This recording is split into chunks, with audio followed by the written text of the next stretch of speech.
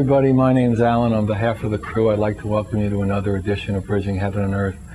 You know, it's really, if people who've been watching the show over the last period, we've been talking so much about, in a sense, the purpose of a human life, the purpose that we all share together, whether we're young or old, black or white, Israeli, Palestinian. I don't know, I guess there are wars in Macedonia now. There's, you know, questions about, you know, should we drill here, should we not drill here? How do we deal with the dolphins? How do we deal with, you know, different rainforests? And there's always, in a way, conflict seemingly about those kinds of things. And yet, for all of us as human beings, and probably for all the species, is that we want to feel love and we want to share love. And over and over again, I mean, that's the message of all the guests who come on the Bridging Heaven and Earth show, and that's the message of the Bridging Heaven and Earth show itself. And, you know, I mean, if you've seen the opening, you've seen any of the shows or any of the flyers around, mostly in Santa Barbara, but definitely they've been around different parts of the country announcing when we come to a new city. It always talks about dedicated to the oneness. And in that experience of the oneness, we can know, we can feel the love, and then we can only share it. And I was talking to a friend over the last few days about how it's time for us all. We've been given so many gifts in our lives. I mean, we've gone through all the transformations and all the and developed tremendous skills in different areas. And it's time for us to come together, to bring those skills together in collaboration with as little ego as we can muster, to feel the love and share the love, to come together, to work and play and whatever. I mean, we usually talk about, you know, play work. You know, are we working on a television show or are we playing on a television show? I mean, in essence, we're doing both in human terms or in human language terms. But it's really time for us, and in our hearts we know that it's time for all of us to come together and use all those skills that we've acquired for all the lifetimes and all the years, and to use it so that we can ourselves feel the love and help others feel the love, and then as a species, as a human race, as participants in this earthly magnificence, to feel the love and share it. And when we reach that place of feeling the true love, the love that's not separate, that doesn't have a color, that doesn't have a religion, that doesn't have a religious orientation, it doesn't have a different sect, it doesn't have a lineage. It is just the love that we are, the truth of our being, what people call God or Brahman. It's that essence of our lives. And we all know that we need to feel love and share it. So again, we have guests with us who's in different ways, through different means, through different vehicles, lives are dedicated to feeling love and sharing it. And they go all over the world, they go internal, external, and they search for that, and their lives are dedicated to sharing that. We have Matthew Pallamary with us tonight. He's the author of an extraordinary, I don't know how recent, but it's a fairly new book, Land Without Evil. He's a frequent lecturer and authority on shamanism and religious experience. He's traveled the rainforests of South and Central America, searching for that experience, to go deeper into that experience, to know that experience.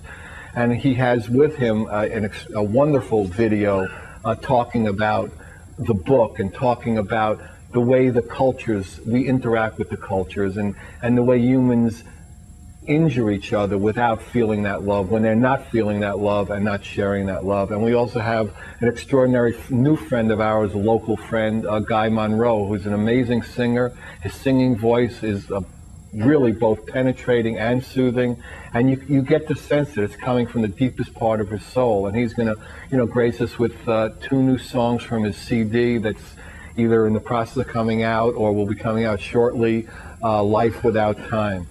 And again, it's an opportunity for us all the people watching, whenever you're watching this, all across the country, all across the world, to take this next 57, 55 minutes and go deeper. Go deeper into the love that you are.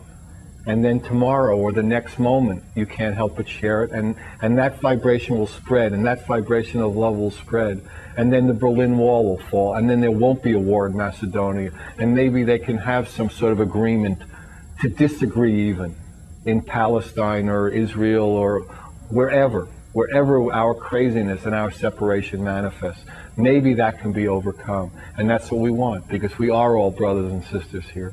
So as we normally do at this time, join me in a short meditation. Just settle in. If you don't know how to do a meditation, just relax, enjoy, and settle in for the next 50 minutes or so to have the experience of love.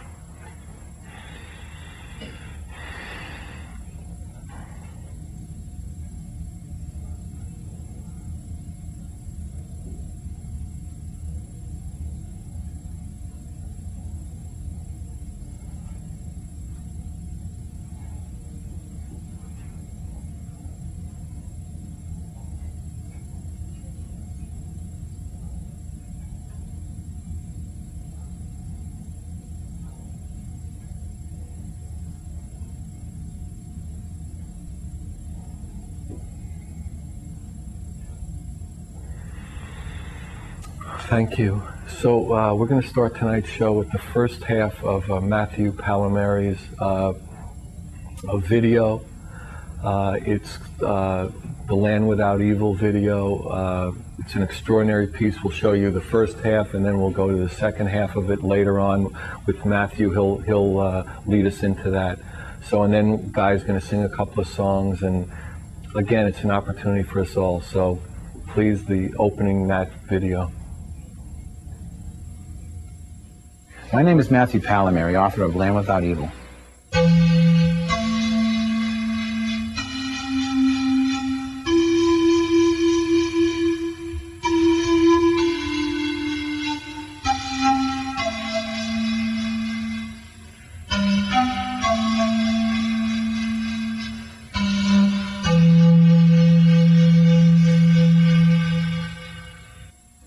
There are many reasons for the demise of the Maya civilization, which had flourished for 3,000 years.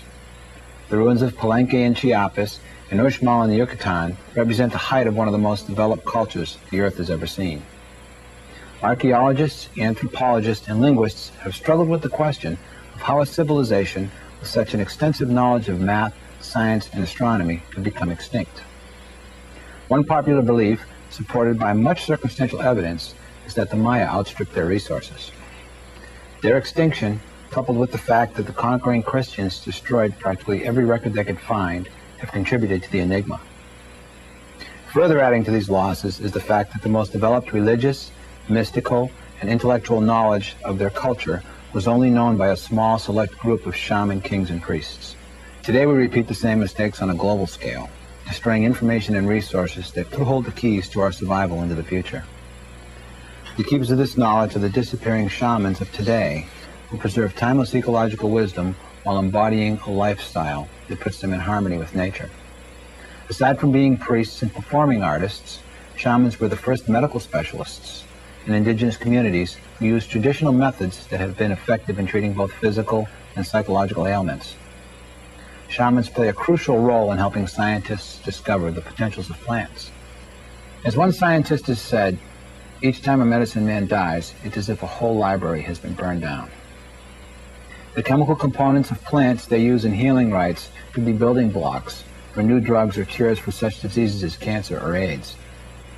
Brazilian Indian areas cover 11% of the national territory, encompassing practically every kind of Brazilian ecosystem, yet no value has been given for their ethnobotanical knowledge. This makes no sense when you consider how the abundant botanical resources of tropical rainforests have provided tangible medical advances, yet only 1% of the known plant and animal species have been thoroughly examined for their medicinal potentials. 70% of the 3,000 plants identified by the United States National Cancer Institute as having potential anti-cancer properties are endemic to the rainforest. Besides the intrinsic value of biodiversity, the human species are a part of the delicate balance that depends on the rainforest's millions of life forms for its own existence. Many indigenous people survive directly off of the resources found in the rainforests. When these resources are destroyed, the people lose their homes, their food, and their culture, which forces them to crowd into protected, endangered areas of forest for shelter and food, leading to further destruction and extinction. Whole cultures disappear along with the environment and with them pass massive bodies of knowledge known only through oral traditions held by the shamans. 6 to 9 million indigenous people inhabited the Brazilian rainforest in 1500. In 1992, less than 200,000 remained. Scientists estimate an average of 137 species are driven into extinction every day. Within the next hour, approximately 6 species will become extinct. The alarming rate of extinction today, comparable only to the extinction of the dinosaurs, is specifically human-induced, unprecedented. One example I've witnessed are the Shipibo Indians of the Peruvian Amazon, who say that their culture is disappearing. Their younger people have taken it upon themselves to preserve it through dance and music to keep the memory of it alive. Another preservation of the Shipibo tradition are the intricate visionary patterns on the men's outfits, which are hand-drawn with ink, and the women's dresses, which are embroidered. These designs are inspired by the religious use of a plant group called ayahuasca, a medicine whose beginnings date back to pre-Inca times. The Guarani, who I have written about in my novel Land Without Evil, were the first indigenous people encountered by the Europeans nearly 500 years ago. With their domestication, encroachment, and catechization came their transformation into slave labor. Of the 23,000 living in the state of Mato Grosso do Sul today, nearly 9,000 have been expelled from their traditional land and are living in conditions of misery along the sides of the highways. For those who have gotten their land back, the soil is arid and unproductive, imposing a miserable life. They cannot hunt, the rivers are drying, and the land does not produce as before.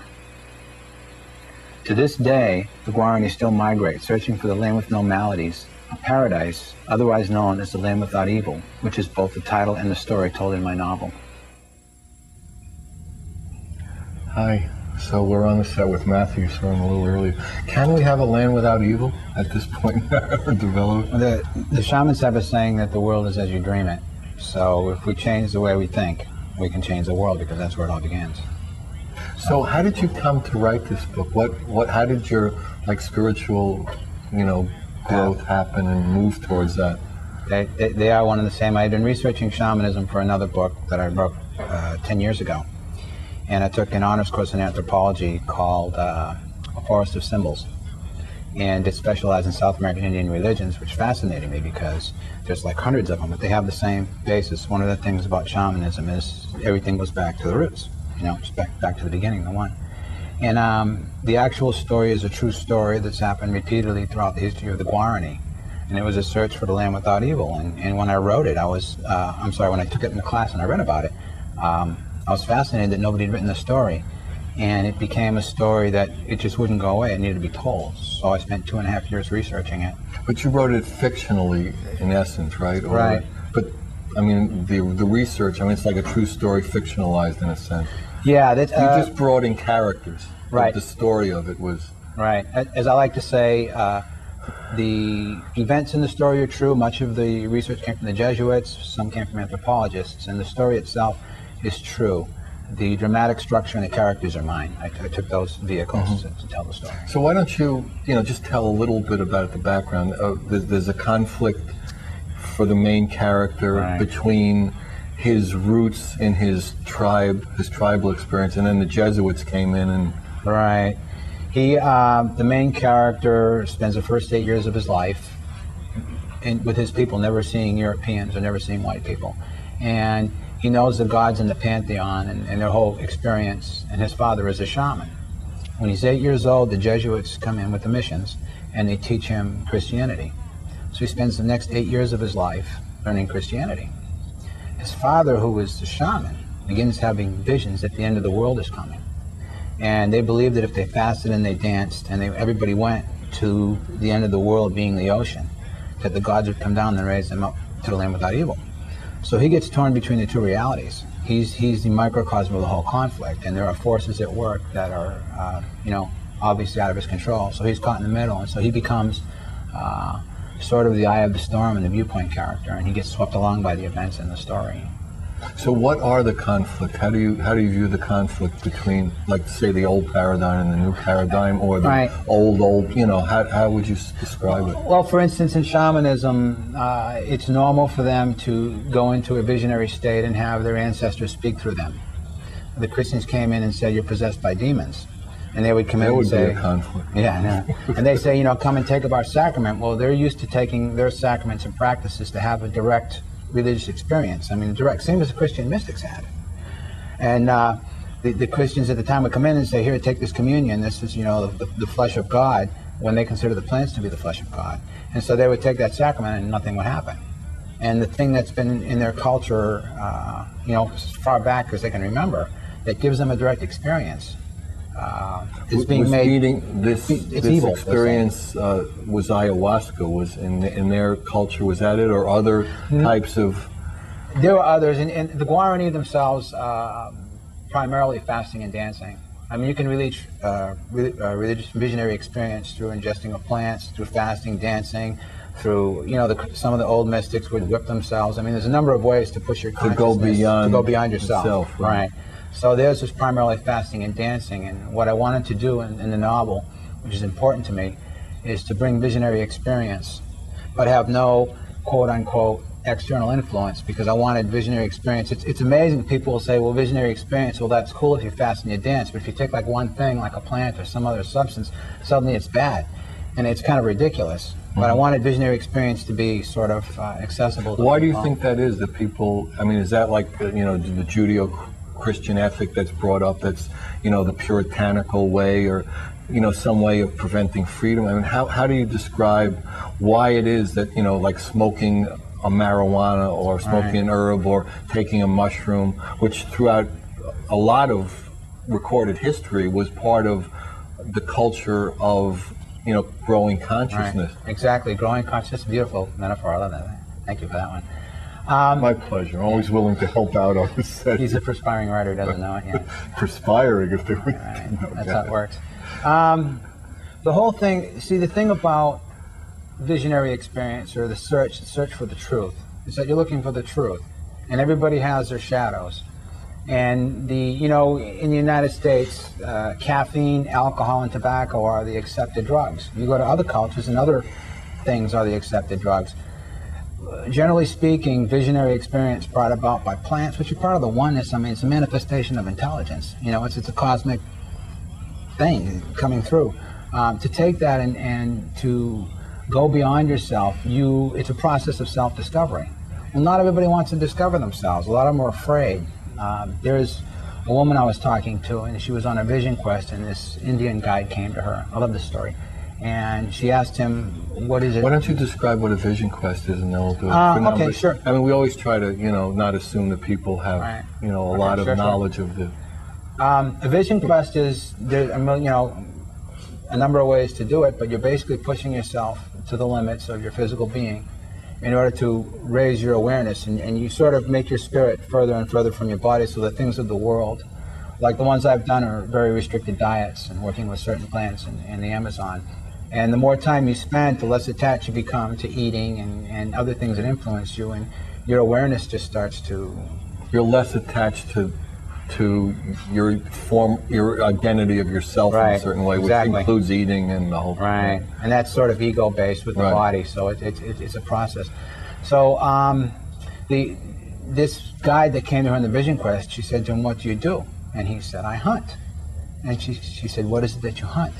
And he said, I hunt the darkness.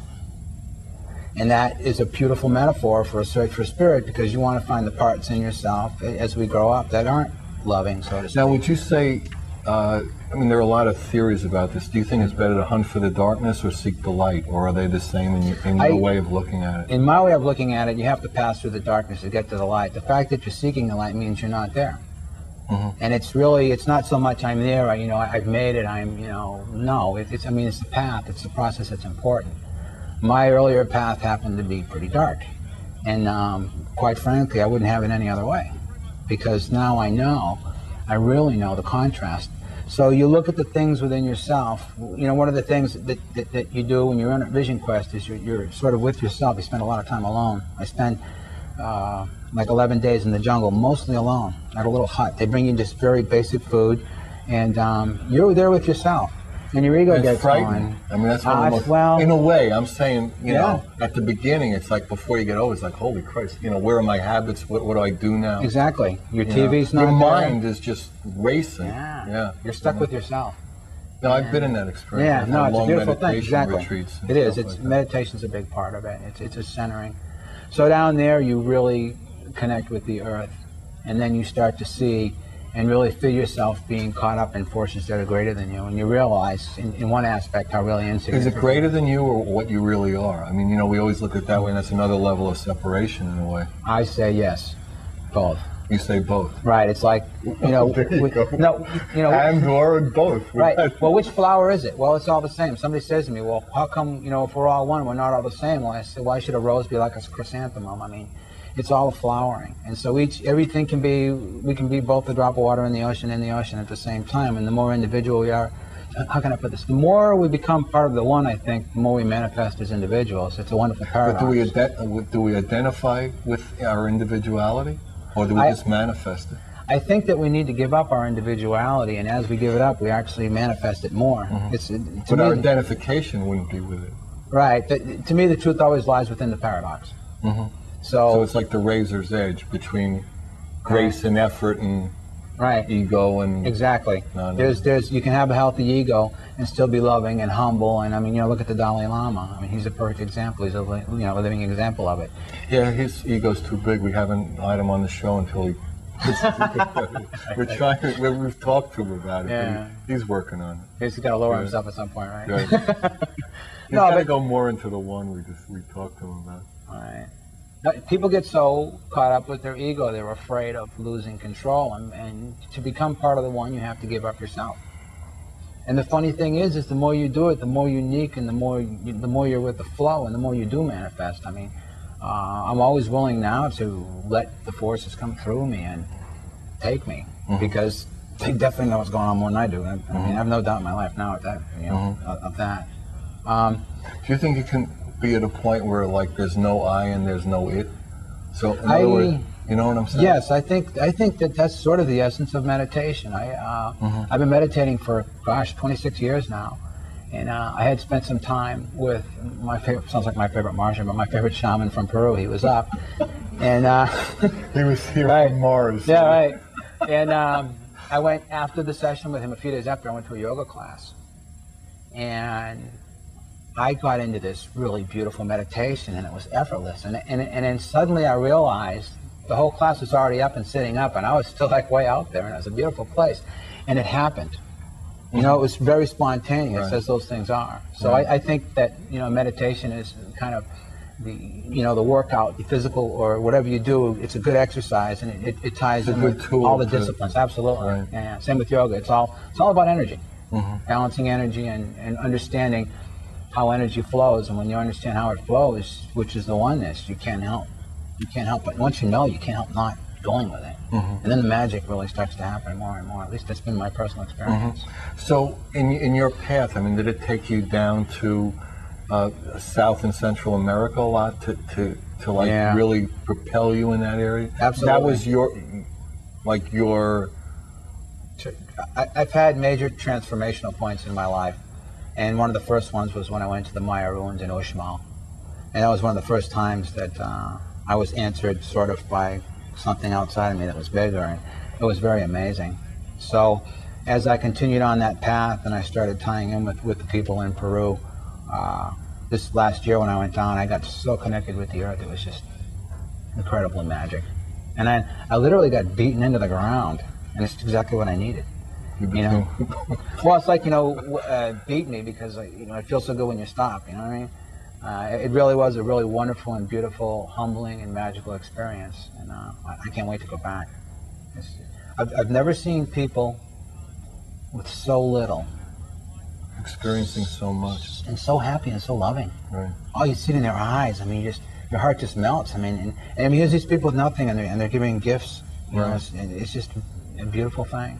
And you come up here and you see the big money in Hollywood, and you're like, wow, what a contrast. And I actually feel honored to be able to go through those worlds and to be at home in any one of those, because there's a whole connection thing that goes on. Yeah, I mean, everybody's still a brother and sister. Absolutely. No matter the level of understanding or consciousness. So you were having these experiences, and you felt that this story had to be told, that this was a microcosm in a way, like you were saying in the opening video, of what's going on in the world now, that we're taking cultures and species and, Right.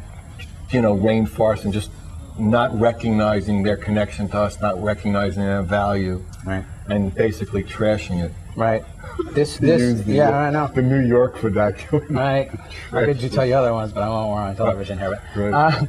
no, seriously, the novel is about when it all began, the very first time it started, and the same things, which I mentioned in the video, the same things that were being done then are being done now, and the sort of debit is getting higher. Like, okay, why don't you list a few of the things that are being done, and then we'll take it on the next section. Sure, the resources that are being pillaged, and the fact that the oil and the timber and the cattle farming that is really eating up the rainforest. The Indians would have their settlement in one area of the forest, and they would live there for a year or two and deplete the resources, and then they would move in circles, and they make it back to the same place 50 years later, and the resources are replenished. So they live in balance. They build huts, and the termites eat it, and they love it. They're giving it back to the earth. They don't care. Here it's like durable goods. Get out the Orkin man, get out the pesticides, and they accept being part of the cycle.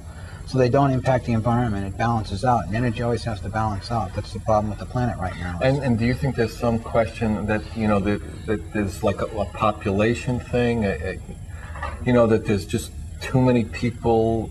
Are there enough resources if we use them consciously, or would we have to change the way we?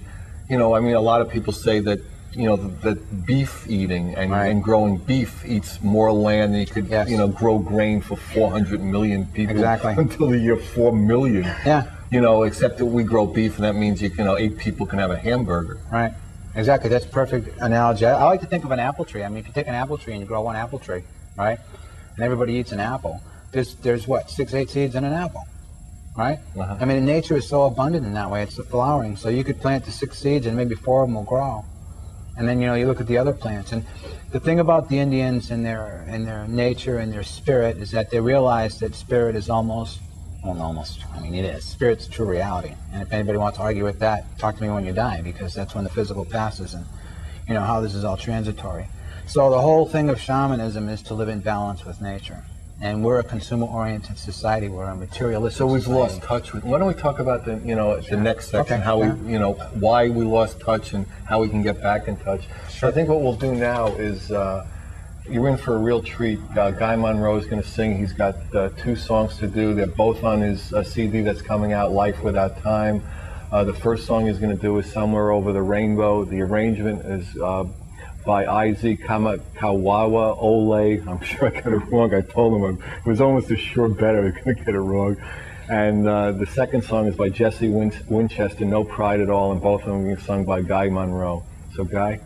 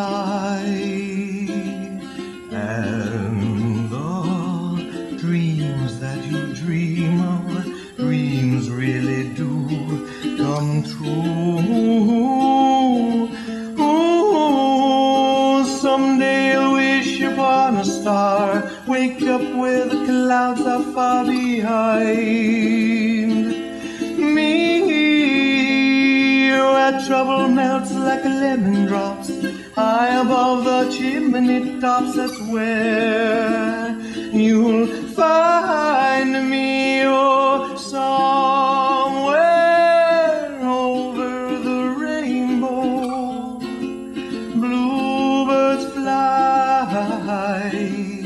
and the dream that you dare to, oh why can't I,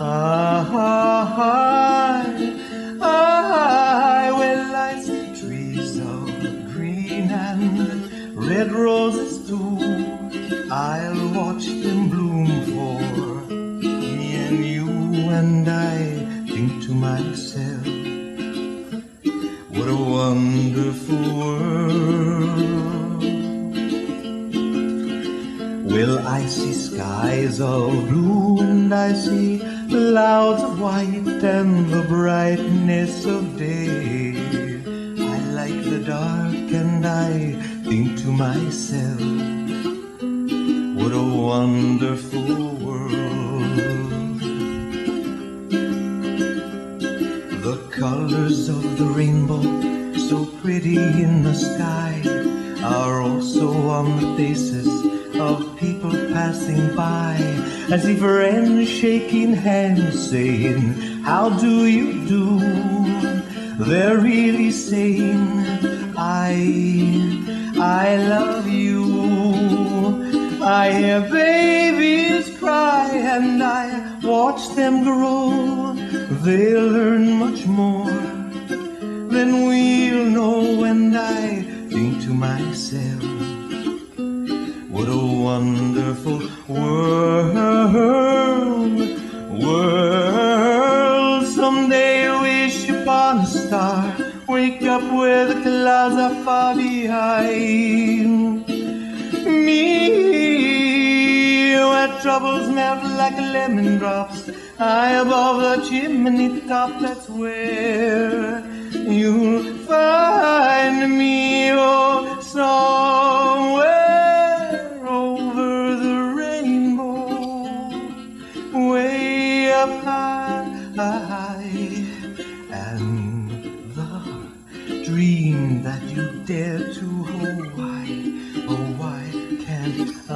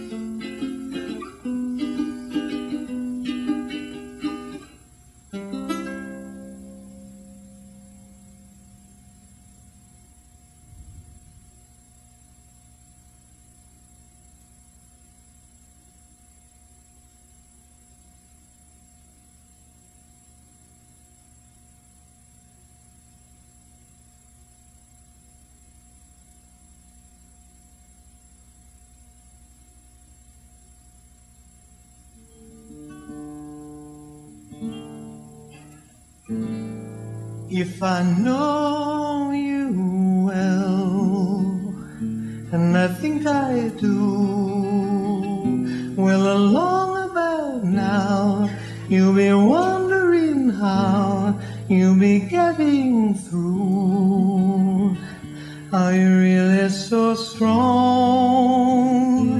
as you say you are? Why, you never can tell. Hey, I wish you well, kid, you're going far. But if ever you're caught in a corner, if ever your pride should lead to a fall, bring it to me. I've got no pride at all. I don't hold a hurt like some people do.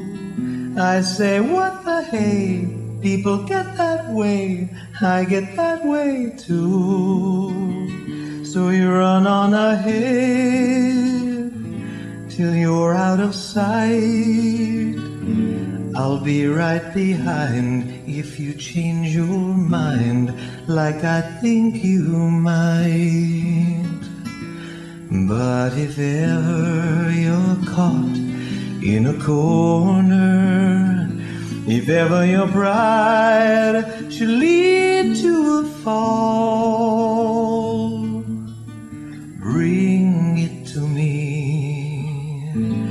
I've got no pride at all.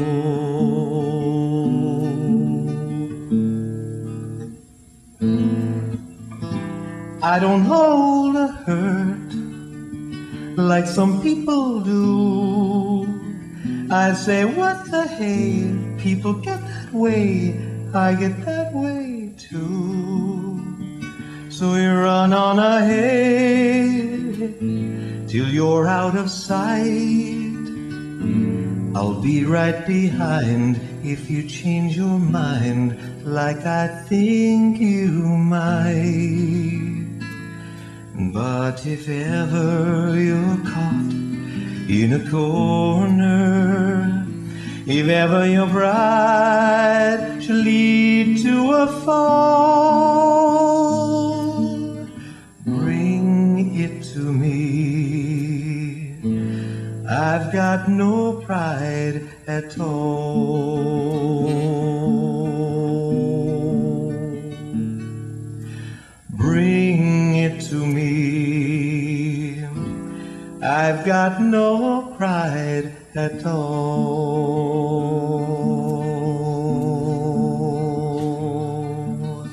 Bring it to me. I've got no pride at all.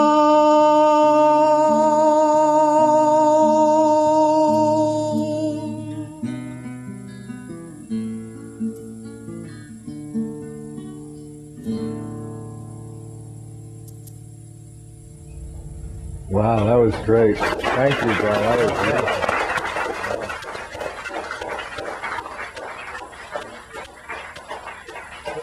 What is this? What the hey? What the hey? Like a word I've never seen. Okay, so back to, okay, so how do we manage as a human species not to remain in touch with what we really are? What happens in a human life? We're born into this world, you know, crying, doing all the things, and how do we go to that will trash everything in sight? How do we manage to get to that journey so quickly? It's you know, the thing that it starts with is spirit coming into matter, and there's a separation, and we obviously have lessons to learn, and we forget our source. We tend to forget our source. So you think it's just set up that way, kind of? I mean, it's a great lesson. I've had some of the most humbling and humiliating experiences on my path, and I think I can honestly say that the worst things that ever happened to me are the best things that ever happened to me.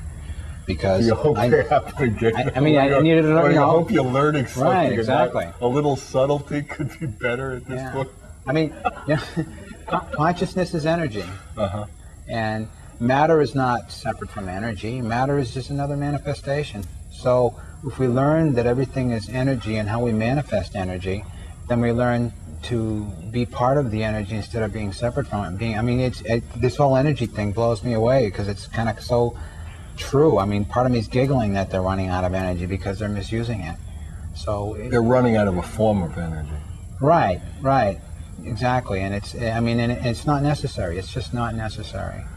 There are other ways. There's solar, there's wind, we've got... So what creates a political climate, or what creates a consciousness in a species that they're biting off the branch they're sitting on? Well, it's power and it's ego, it's greed. I mean, I hate to say it, it's a cliche, but, you know, money is the root of all evil. This is what the show's about. Right, I mean, you follow all might as well say it. The Mideast is all about oil, you know?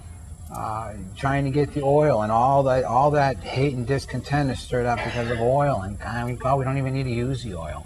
You know, I mean, there's lessons we learn as we go. And one of the beautiful things about shamanism is that everything, I mean, it's the same with Buddhism too. I mean, everything equates to balance, harmony. And this, any spiritual path yeah, that's right. true True comes spirit. back to that. Spirit's the real. This is all temporary. Spirit is a true reality. And you know this set's going to be gone in about 25 exactly. minutes. No, I mean, if you think of our whole conception of time and space, and you realize that at some point, at any point, you never know where, you can be plucked out of here. And you don't know where you're going to go. Right. What are you manifesting at the time? The whole analogy of... we're all here today and gone tomorrow. It's just which day. Right. And when you start thinking about the time that we're here in a cosmic perspective, it's like that. Mm-hmm. So what can you do while you're here? And, why are you here? And what does it all mean? I mean, those are the questions. And what are the answers? Well, you're here. Let's go get 'em. Okay, yeah, right. Like I know everything, right? No, the answers are right here. I mean, we are all one. And you start to realize that the more if we are all one, then if I love you and you love me, then I'm loving myself. So I'm being selfish anyway. I mean, you get the best of both worlds. So you want to give what you want to get back, but not for the sake of getting it back. I mean, to me, the more selfless you can become, the more you realize that you are part of something bigger, the more something bigger starts inserting itself into your life, and the wonderful synchronicity things start to happen, the magical. I mean, yeah, you're in the flow. Yeah, I mean, to me, You're in the to balance. get on this show is an amazing blessing. I thank you for having me on. I mean, it tied in with the things that I was learning, and when I went into the jungle and the things I learned, and I came out and boom, there it is. I mean, it's like you learn this lesson, and then suddenly, it's to me, it's been. Most people say their prayers are answered when they come on the show. Yeah, no, it's no kidding. No, hallelujah. Amen, brother. Amen, brother. Right. Go get them. Say more. Talk about it more. We got about 15 minutes. Well, here's the thing. It seems like the things that you want, as soon as you really let them go, that's when you get them. Uh-huh. Because then you don't have that attachment. And the less attached you are to physical, materialistic things, the more freedom you have. So, some people talk about, I don't know if this is an area you're familiar with, but I know that some people who've come on the show talk about visualizations, where they're visualizing something they want. So is that a letting go of that? Is that not a letting go? Is that in your process? How would that work in your... Well, here's the thing. I had mentioned earlier the shamans have a saying that the world is as you dream it. So you have to think it before it can manifest. I mean, if I sit here and I go, I want a house. Okay, I think about a house, right? And the first thing I do is I'll get some paper, or, today with a computer. And what I'm thinking in my mind, I start to move my fingers and I start drawing it on paper. And then if I want to be literal about it, I go out and I buy the wood and I get the cement. But I'm manifesting by my actions what I'm thinking. So you have to think it in order to manifest it. But what is it you're thinking for? I mean, I want peace in the world. I want love. I want everybody. I think there's more than enough resources to go around for everybody. I want that. I'm not in it. I don't care about if I have a new BMW, which by the way I don't. I'm a writer. I'm poor.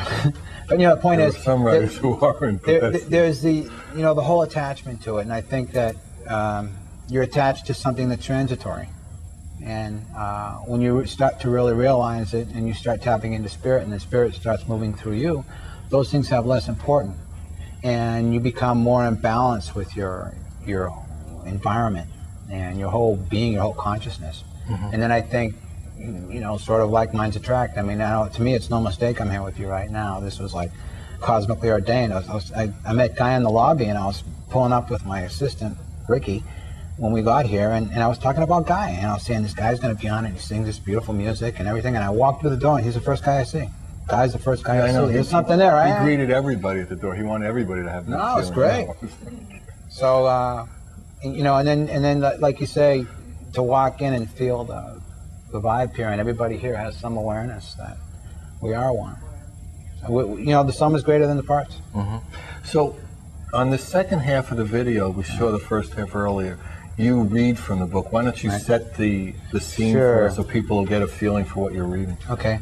What I did in the second section, and the section that I chose to read from the book, is the first time that the Indians really see cattle. And the whole idea is if you take one culture and you impose it upon another one. If you have a culture that's based on European weather and nature and those things, and you impose it on another environment, it doesn't work. And that's when you upset the balance. So what I was showing is sort of one of the first times that the balance of nature is being upset, and then the things that nature will do in order to reset the balance, which is more proof of the oneness. Okay, so I guess whenever we're ready. the second half of the...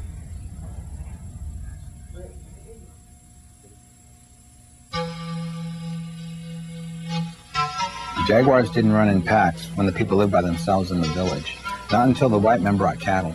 His father and Abakaninde both said that bringing animals far into the forest had upset the balance and angered the gods. The jaguars ran together to hunt and eat the cattle to restore the lost balance. Cows had no place in the forest. Without protection of the mission, they wouldn't live. He remembered sneaking down to the corral with Abakarai that day. He first heard of the strange animals. When the boys climbed the fence, the cows all stood and stared. Both boys jumped back behind the fence, uneasy with so many eyes scrutinizing them. "Do you not think they are living tekawake?" Abakarai said. "They have sleepy eyes. Look how slow they are. They do nothing but chew. They are always hungry." "Always hungry and they do not hunt," Abatape added. Abakarai giggled. "Sounds like Abatakwa." Abatape shared the laughter, and Abakarai grew serious again, nodding toward the cows. "My father says they walk straight to their death when they are slaughtered. They are too stupid to run. No forest animal would go to its death so easily. Its meat is soft and flabby like Father Rodrigo's stomach," Abatape said, laughing at his own joke. Abakarai chuckled, and his face grew solemn. "My father said that eating their meat will make our people soft, flabby, and stupid until they walk around with sleepy eyes like the cows. We will all walk straight to our deaths, slaughtered by the white men." Abatape shook off a chill at the memory of Abakarai's words. The people had grown slower and fatter living at the mission, and like the cows, most were always hungry, but didn't hunt. How many had gone to their deaths since the white men had come? He peered deeper into the blackness and thought he saw the beginnings of a gray haze forming above the darkness outside. He glanced over at what remained of the wood next to the hearth, nearly gone. How much time had passed since the attacks? He put more wood on the fire and kept his gaze steady as gray turned to silver, then indigo and crimson, finally blossoming into the first glimmer of the coming day. Blackness turned into shadow and formlessness into substance. When the first cries of morning birds filled the air, Abatape rose and stretched. His eyes burned and his limbs felt heavy. Tonight's sleep would come quickly, but he had a long day ahead. He crossed the small road and stood in the doorway looking out onto the muddy street. How many had died in the night? Careful not to wake his mother and sister, he put a pot of maize mash on the fire and gathered his family's cooking pots, pottery, and gourds, piling them on top of carrying nets. When his mother awoke, he had a gourd full of mash, then went to the forest to find 2 large cedar limbs so he could drag his family's belongings to his father's maloka. When he returned, Pinde and Puna Waiwe Vera had most of their things packed into the chest. The rest they rolled into their sleeping skins. Abatape lashed the limbs and netting together. By the time they set out for his father's maloka, the sun had climbed above the surrounding buildings, and the mud in the street had begun to dry. Abatape led them past rows of quiet, darkened houses, wondering which had been visited by death and which had escaped. He pictured frightened families cowering by their fires. His stomach tightened at the remembrance of last night's screams and the sounds that followed, tearing flesh. Part of him wanted to investigate, possibly help. Part of him dreaded what he'd find. His first duty was to get his family away from the dangers of the mission, the safety of his father's maloka. With the help of his mother and sister, Abatape dragged everything they owned through the drying mud of the mission streets. The hot sun beat down on them until they reached the forest. The shade and wet leaves on the path let the load slide more easily, but now they had to contend with low-hanging vines and branches. Pinde stayed close by his side while his mother pushed from behind. No one spoke. Even Pinde, who usually chattered more than the squirrel monkeys and macaws combined, remained quiet. Mist rose in wisps from the ground, floating toward the sky like spirits. Birds cried and monkeys chittered. Abatape kept his senses alert. If predators threatened, any changes in the sounds of the forest would warn him. He felt safer among the trees than at the mission. The farther they journeyed from it, the more he felt the threat diminish. Even though he feared all the gods, he didn't think he had offended any, yet he felt caught in an inexplicable struggle. Should he believe in a Christian God, the myths of his people, or both? To survive, Abatape thought only one question needed an answer. Which did he fear most?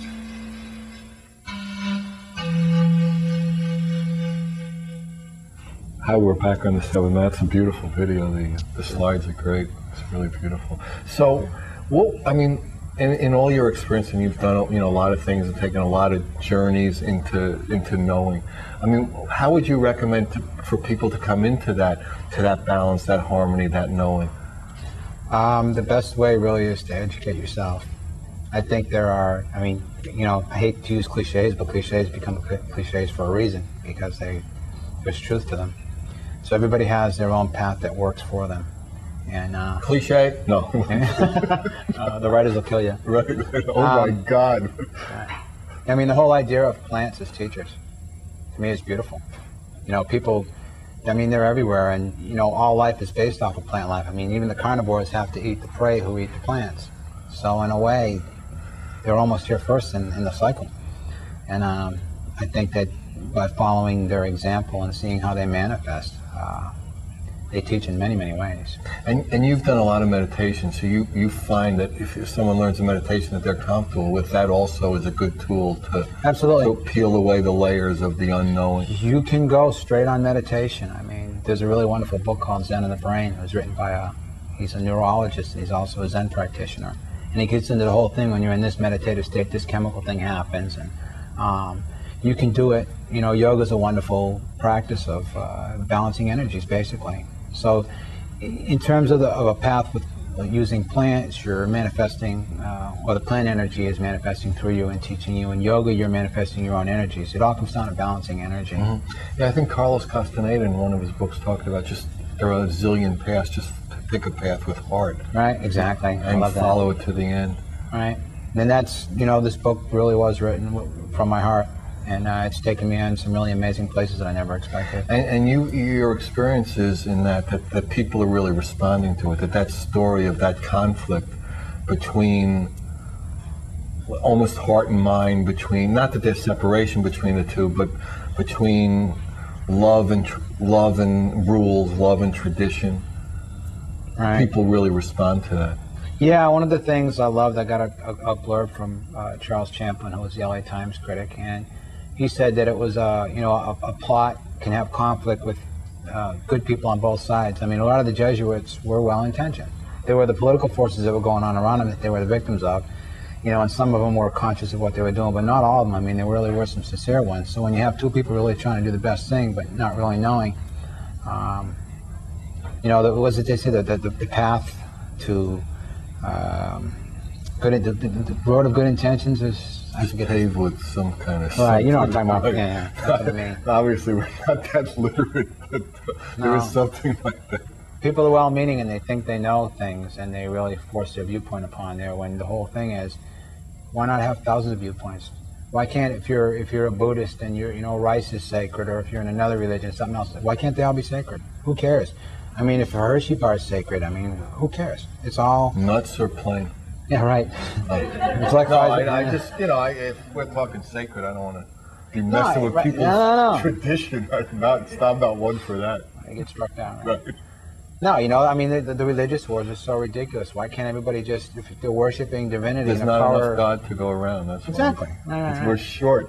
We're 2 steps short of enough God, so people got to fight for it. Yeah, it's really ridiculous because it's just like the analogy of the flowers. I mean, all the different flowers, they're all beautiful. One of the things I've discovered on my path, the people who have been in some of the research places I've been, is that they can bring in Buddhism, I mean, they can even bring in Christian mysticism. And if you get into the roots and get past all the, pardon me, but the institutionalized crap, there's some real truth and love there. At the root of it. At the root of it, exactly. Right. And that's, Jesus had an experience, and then what came from there, and Buddha had an experience, and what came from there, and you know, all the experiences. And then people, by the end of it, are strapping bombs to themselves. So it's a long, strange trip. So, you know, it's amazing how these hours go fast, and you know, again, we're coming to the end, and again, you know, what was Matt talking about? What was Guy singing about? And ultimately, it's to feel love and to share it. So, you know, we've taken the cycle on this show, and really, I mean, there are a lot of people involved with Bridging Heaven and Earth. There are probably, I was talking to somebody about today, hundreds of people throughout the United States and the world who get it on in whatever city you're watching it. And every one of those people really is doing it because they want it, the love of all the guests and all the shows to really come through. And that's what we're about. And anybody who wants to help us and collaborate with us, you've seen the numbers, 805-687-2053. Good night. God bless you. Thank you.